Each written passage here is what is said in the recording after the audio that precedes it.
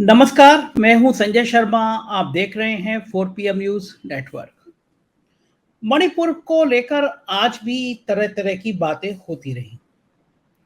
सरकार से मुझे कुछ उम्मीद है नहीं, सरकारी तंत्र से मुझे उम्मीद नहीं है, इन नेताओं से उम्मीद नहीं है कि ये कोई सार्थक बात करेंगे। लेकिन जिनसे उम्मीद थी उनके इतने घिनौने चेहरे सामने आ जाएंगे, ये बात की भी मैंने कल्पना नहीं की थी। गोदी मीडिया ने जो मणिपुर का हाल किया है, मणिपुर को लेके साहेब की चमचागिरी में गोदी मीडिया का जो रूप आया है, सच बता रहा हूं कि इससे घिनौना गोदी मीडिया हो सकता है, ये मैंने सोचा नहीं था। दिन भर टीवी के चैनल के थंबनेल देखता रहा मैं। मणिपुर टू राजस्थान, मणिपुर टू पश्चिम बंगाल। ऐसे लग रहा था कोई फ्लाइट चल रही है कि मणिपुर से बंगाल चली गई, मणिपुर से राजस्थान चल गई। सारे टीवी चैनल शो कर रहे थे कि राजस्थान में भी महिलाओं का उत्पीड़न है, पश्चिम बंगाल में भी है। गोदी मीडिया के चाटुकार एंकर, उनके ट्वीट देखिए कि मणिपुर की घटनाओं पर बोलने वाले अब बंगाल की घटना पर चुप हैं। इनका ये दोहरा चरित्र सामने आ गया है।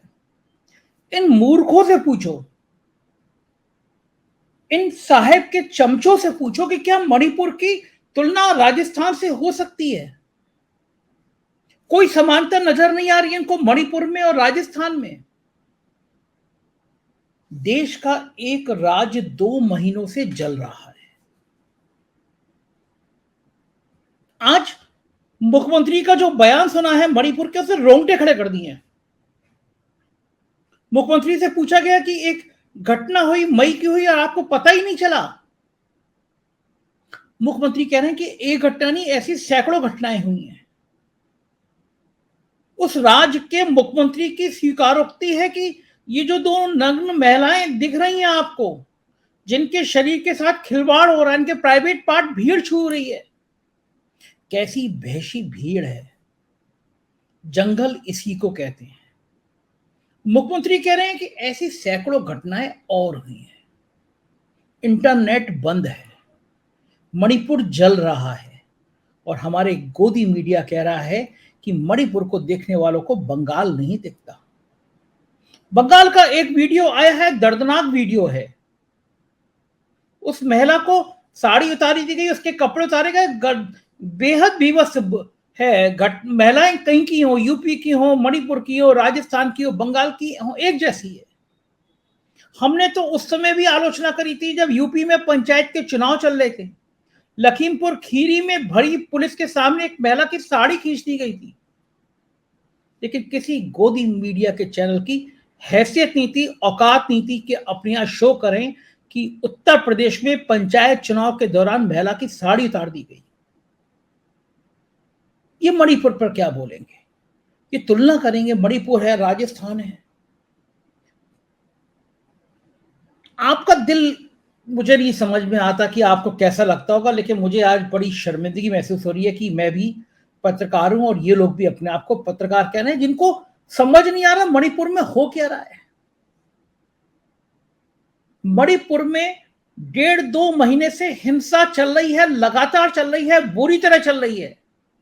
देश के किसी अन्य राज्य में ऐसी हिंसा नहीं चल रही है। ना बंगाल में चल रही है और ना राजस्थान में चल रही है। बंगाल में पंचायत के दिन, पंचायत के चुनाव के दिन हिंसा हुई, लेकिन लगातार नहीं चली। कि मणिपुर में रोज हिंसा हो रही है।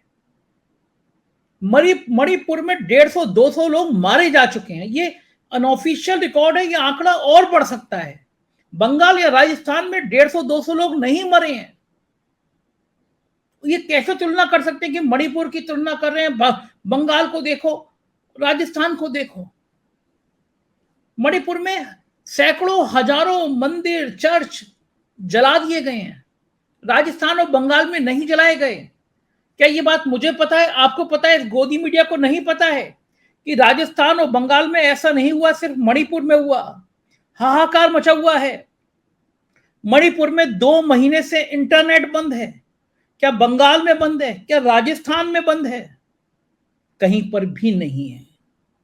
मणिपुर में सेना तैनात है, अर्धसैनिक बल तैनात है, हिंसा रुक नहीं रही है। राजस्थान में और बंगाल में सेना तैनात नहीं है, और सेना की तैनाती का मतलब आप जानते हैं ना, कि राज्य जल रहा है इसलिए सेना तैनात की गई है। सीएम खुद मान रहे हैं कि सैकड़ों महिलाओं के संग ऐसे वीडियो हैं। बंगाल के या राजस्थान के सीएम नहीं मान रहे, और होते तो क्या ये भारतीय जनता पार्टी और इनके ये चंपू मीडिया छोड़ देती, ये गोदी मीडिया छोड़ देती, ये सुधीर चौधरी छोड़ देते। अनेक वीडियो फोटो सामने आ रहे हैं, कोई बोलने को तैयार नहीं है वहां क्या हो रहा है। और सबसे बड़ी बात यह है कि देश के राजा को फुर्सत नहीं है कि वो मणिपुर का मां भी सामने बोल सके। इस देश में एक निर्भया कांड हुआ था, आपको याद होगा, दिल्ली की एक मासूम की लड़की के साथ चलती बस से बलात्कार हुआ था। पूरा देश गुस्से से उबल गया था, पूरी मीडिया उस लड़की के साथ खड़ी हो गई थी। अब मणिपुर में दो महिलाओं के शरीर के से वस्त्र उतार के उनके प्राइवेट पार्ट को छूकर एक भीड़ जुलूस की तरफ निकलती है। बताया जाता है महिलाओं से रेप होता है, उनकी हत्या कर दी जाती है, और मीडिया महिलाओं के संग नहीं सरकार के साथ खड़ी हो जाती है। ये मेन स्ट्रीम की मीडिया कहलाती है खुद को। दिल दहलता है कि जिस देश में लोकतंत्र को बचाने के लिए मीडिया उन महिलाओं की एक बार फिर हत्या करती है, चाहती नहीं है कि मणिपुर पर आप मां बोले। प्रधानमंत्री डर गए हैं, प्रधानमंत्री विदेश गए तो पड़ोस के देशों में लगातार मणिपुर की आवाजें आ रही थी। वहां के नेता, वहां की पार्लियामेंट में मणिपुर की बातें हो रही थी, मणिपुर पे खामोश क्यों है प्रधानमंत्री पूछा जा रहा था। प्रधानमंत्री मणिपुर का मां बोलने से डर क्यों रहे?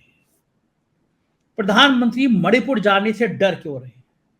और चुनाव से पहले प्रधानमंत्री ने क्या क्या बातें की थी, मणिपुर जाके क्या क्या ड्रामे किए थे। मेरा आपसे अनुरोध है, ये प्रधानमंत्री जी की पूरी बातें सुन लीजिएगा। आप गुस्से में हैं प्रधानमंत्री के प्रति, तब भी इस बात को सुन लीजिएगा कि साहब आखिर मणिपुर में क्या बोल रहे हैं। साथियों, आज मणिपुर की उपलब्धियों पर गौरव करने के साथ साथ हमें ये भी याद रखना है कि अभी हमें आगे एक लंबा सफर तय करना है, लंबा सफर तय करना है। और हमें ये भी याद रखना है कि हमने ये यात्रा कहां से शुरू की थी।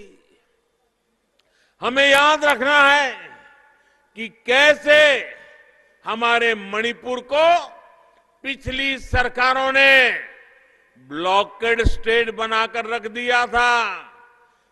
पहले की सरकारों द्वारा हील और वैली के बीच राजनीतिक फायदे के लिए खाई खोदने का काम किया गया। हमें याद रखना है कि लोगों के बीच दूरियां बढ़ाने कैसे कैसे षड्यंत्र किए जाते थे। साथियों, आज डबल इंजन की सरकार के निरंतर प्रयास की वजह से इस क्षेत्र में उग्रवाद और असुरक्षा की आग नहीं है, बल्कि शांति और विकास की रोशनी है। पूरे नॉर्थ ईस्ट में सैकड़ों नौजवान हथियार छोड़कर विकास की मुख्य धारा में शामिल हुए हैं। जिन समझौतों का दशकों से इंतजार था, हमारी सरकार ने वो ऐतिहासिक समझौते भी करके दिखाए हैं। मणिपुर ब्लॉकेड स्टेट से इंटरनेशनल ट्रेड के लिए रास्ते देने वाला स्टेट बन गया है। हमारी सरकार ने हिल और वैली के बीच खोदी गई खाई को पाटने के लिए गो टू हिल्स और गो टू विलेज ऐसे अभियान चलाए हैं। इन प्रयासों के बीच आपको ये याद रखना होगा कि कुछ लोग सत्ता हासिल करने के लिए मणिपुर को फिर अस्थिर करना चाहते हैं। ये लोग उम्मीद लगाए बैठे हैं कि कम उन्हें मौका मिले और कब वो अशांति का खेल खेले। मुझे खुशी है कि मणिपुर के लोग इन्हें पहचान चुके हैं और मणिपुर के लोग यहां का विकास रुकने नहीं देंगे। मणिपुर को फिर से अंधेरे में नहीं जाने देना है। सुना आपने, ये साहेब का मणिपुर का दौरा चुनाव से पहले का था और मणिपुर में इस प्यारे भरे वादों पर क्या अमल हुआ ये हम सब देख रहे हैं। मेरे होश में कभी, मेरी पत्रकारिता के जीवन में कभी ऐसा नहीं हुआ कि देश के किसी राज्य में इतनी ज्यादा आग लगी। आपको याद होगा खालिस्तान की मांग को लेकर एक बार पंजाब जला था, लेकिन बहुत पुरानी बातें हो गई, सालों बीत गए, 35-40 साल पुरानी बातें हो गई। तब से कभी ऐसा नहीं हुआ कि किसी राज्य में हिंसा काबू में नहीं आ पा रही हो, प्रधानमंत्री के हाथ कांप रहे हो, मुख्यमंत्री को बर्खास्त करने की हिम्मत नहीं हो रही हो और उनका ये गुल्लू मीडिया दिन रात मणिपुर की घटना छुपाने के लिए आपके सामने राजस्थान की, बंगाल की और जगह जगह की महिलाओं की उत्पीड़न की खबरें ला रहा है, डिबेट करा रहा है, चर्चा करा रहा है। मैं एयरपोर्ट पे था, फ्लाइट लेट हुई, मैं देख रहा था वहां जितने चैनल लगे थे सब पे वही चर्चा चल रही थी, राजस्थान की महिला उत्पीड़न, बंगाल की उत्पीड़न। क्यों?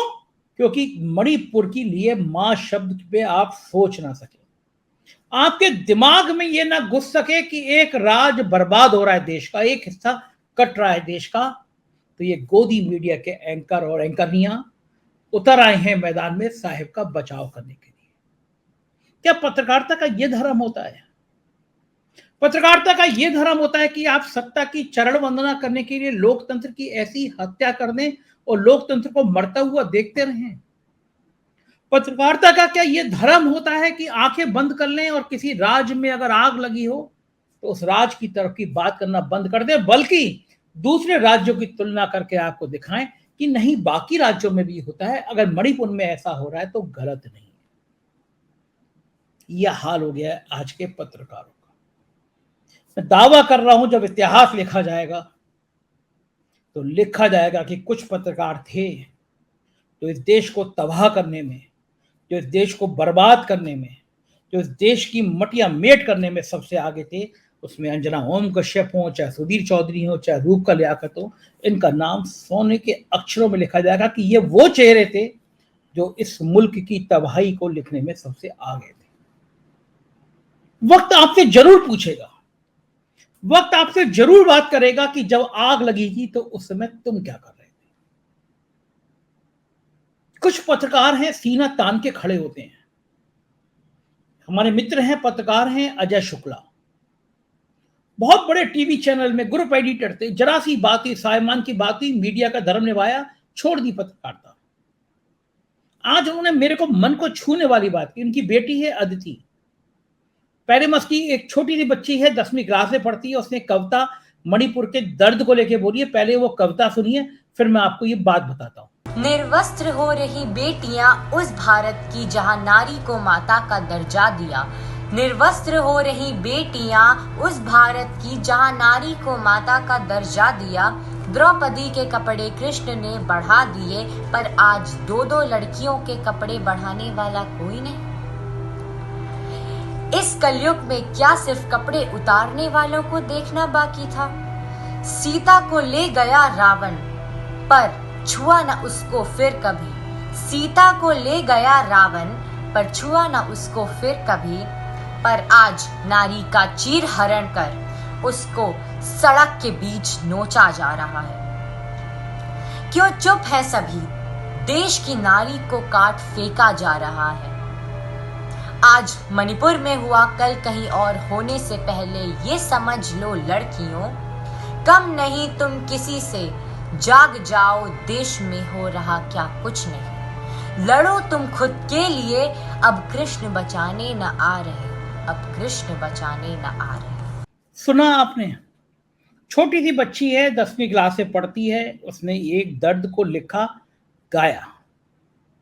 आज अजय शुक्ला ने मुझसे कहा, बहुत अच्छी मन को छूने वाली बात कही। उन्होंने कहा कि बेटा, मैं तो इन परिस्थितियों में बहुत संघर्ष कर रहा हूं, तुम ये सब कविता वगैरह मत लिखो, दिमाग फोकस करो। मुझे बड़ा दुख हो रहा है कि मैं तुम्हें उतने संसाधन नहीं दे पा रहा हूं जितना तुम्हें देना चाहिए। उस बच्ची ने जो बातें कही वो आपकी आंखें भर आएंगी सुन के।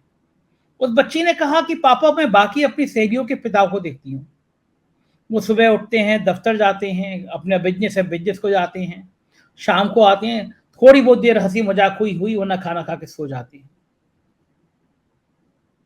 उन बच्चों के पिता रूटीन में रहते हैं। मैं उन बच्चों से पूछूंगी तुमने समाज के लिए, देश के लिए तुम्हारे पिता ने क्या किया, तो वो जवाब नहीं दे पाएंगे। लेकिन आप मेरे पिता हो, तो मैं ये बात जिंदगी भर गर्व से कह सकती हूं कि जिस समय देश के ये हालात थे, उस समय मेरा पिता उन अपने उसूलों के लिए, पत्रकारिता को बचाने के लिए संघर्ष कर रहा था, लड़ रहा था। पापा, मुझे आप पर गर्व है। मैं भली संसाधन आप मुझे उतना ना दे पाए, लेकिन एक ऐसा पिता जो अपने पत्रकारिता के लिए, उसूलों के लिए लड़ रहा है, ऐसे पिता पर मुझे नाज है। ऐसे भी पत्रकार हैं। एक सुधीर चौधरी है, नाटक देखिए। आप मुझे बताइए, बिल्कुल बिल्कुल मैं सतही तौर पे बात कर रहा हूं, मुझे गनर क्यों मिलने चाहिए? भले मुझे भक्त मुझे गाली देते हो, जान से मारने की धमकी देते हो, मैंने तो कभी नहीं कहा मुझे गनर दे दीजिए। जो पत्रकार दिन भर सत्ता की चरण वंदना कर रहा है, वो 10-10 गनर लेके घूम रहा है, सुधीर चौधरी, उसे किससे डर है? जनता से। तो जनता से डर है तो ऐसा काम क्यों कर रहा है? मुझे तो किसी से डर नहीं है। मेरे भक्त चिढ़ते हैं, मेरी गाली देते हैं, लेकिन मैं आराम से अकेले घूमता हूं। मैंने तो कभी किसी से नहीं कहा गनर दे दो। वो सुधीर चौधरी एक अभियान चलाता है कि केदारनाथ में बाबा मंदिर के सामने खड़े होकर लोग रील बना रहे हैं, फोटो खींच रहे हैं। सरकार तो सुधीर चौधरी के इशारे पे काम कर रही है, क्योंकि सुधीर साहब के इशारे पे काम कर रहा है। वो देश में आग लगा सकता है। एक रिश्वत के मामले में तिहाड़ जेल में होकर आया था। एक उमा खुराना नाम की एक शिक्षिका थी, उनके बारे में गलत खबरें फैला दी थी। उस शिक्षिका का बहुत बुरा हाल हो गया था, 2000 के नोटों में चिप ढूंढ रहा था। ऐसे प्रतापी आदमी को आज तक चैनल रखा हुआ है। सरकार ने कहा कि साहब, सुधीर चौधरी ने कहा फोटो खींच रहे हैं, कि केदारनाथ मंदिर के सामने फोटो खींचने पे पाबंदी लगा दी गई। और ये नौटंकीबाज मंदिर के सामने वीआईपी की तरह कैमरे लगा के इंटरव्यू कर रहा है। क्या क्या नाटक है इस देश में? ये सब चल रहा है, इस देश में चल रहा है, आपके और मेरे देश में चल रहा है। हजारों जुल्म हो, एक बहुत अच्छी लाइनें हैं, हजारों जुल्म हो मजलूम पर तो चुप रहो दुनिया। हजारों जुल्म हो मजलूम पर तो चुप रहे दुनिया, अगर मजलूम कुछ बोले तो दुनिया दहशतगर्द कहती है। यही हाल है। हम टीवी पे क्या देख रहे हैं? हम टीवी हमें क्या दे रहा है? जिंदगी में सिर्फ दहशतगर्दी। मणिपुर पर जो लोग खामोश हैं, वो समाज में एक खतरनाक संकेत दे रहे हैं। मणिपुर में बात करिए आप, आपके पास कोई माध्यम नहीं हो, पड़ोसी से बात करिए, दुकानदार से बात करिए, सड़क पे, बस स्टेशन, रेलवे स्टेशन पे चाय की दुकान वाले को बताइए कि मणिपुर में क्या हो रहा है। मणिपुर हमारा हिस्सा है, हमारे देश का हिस्सा है, हम उसको ऐसे तबाह होते हुए नहीं देख सकते। वहां रोज रोज जंगल राज हो रहा है। आज एक वीडियो फिर आया है, मैंने पहले वाला वीडियो लगाया ना, मैं ये वीडियो लगा सकता हूं। आज फिर में एक महिला का वीडियो आया है, लोग उसके जिस्म को नोच रहे हैं और बाद में उसको गोली मार दे रहे हैं। ऐसे वीडियो आ रहे हैं, कहीं कहीं से आ रहे हैं, लेकिन देश का राजा खामोश। देश के राजा को मणिपुर का मां भाता नहीं है। उसने अपनी सेना लगा दी, उसने अपने गोदी मीडिया लगा दिया, तुम मेरा काम करो, बताओ कि मणिपुर में कुछ खास नहीं हो रहा, राजस्थान में ज्यादा हो रहा है। जब राजा ने पहली बार मणिपुर पर मां बोला, सुप्रीम कोर्ट के चीफ जस्टिस के डर के मारे बोला, तब भी राजा ने कहा राजस्थान और छत्तीसगढ़ की जैसी मणिपुर की स्थिति जहां भी हो महिला। यानी उस बयान में भी 2 महीने बाद आया, वहां भी चुनाव की बू आ रही थी। मेरे पड़ोस में एक आदमी कहते हैं राजा को परिवार वाला होना चाहिए, बच्चे होने चाहिए, संवेदनशीलता परिवार से आती है। कोई मतलब ही नहीं है, हुकूमत को मतलब नहीं है। मणिपुर के मुख्यमंत्री 2 बार आ चुके, पूरी रिपोर्ट दे चुके, गृह मंत्रालय को पता है, प्रधानमंत्री को पता है मणिपुर में क्या हो रहा है, लेकिन मणिपुर का मां नहीं सुनेंगे। गोदी मीडिया बाकी काम कर रही है। आप जगिए, आप बात करिए। बंद कर दीजिए इन टीवी चैनलों को देखना जो आपके दिमाग को कुंद करने के लिए राजा की सेना की तरह इस्तेमाल होते हैं, राजा की सेना की तरह कमान संभालते हैं इस मुल्क को तबाह करने में, इस मुल्क को बर्बाद करने में। मैं फिर कह रहा हूं, अगर गोदी मीडिया का ये घिनौना रूप जारी रहा तो पता नहीं ये मुल्क कहां चला जाएगा। मुझे इस मुल्क की बहुत चिंता है। ध्यान रखिएगा, अपनी राय से जरूर अवगत कराइएगा। शुक्रिया।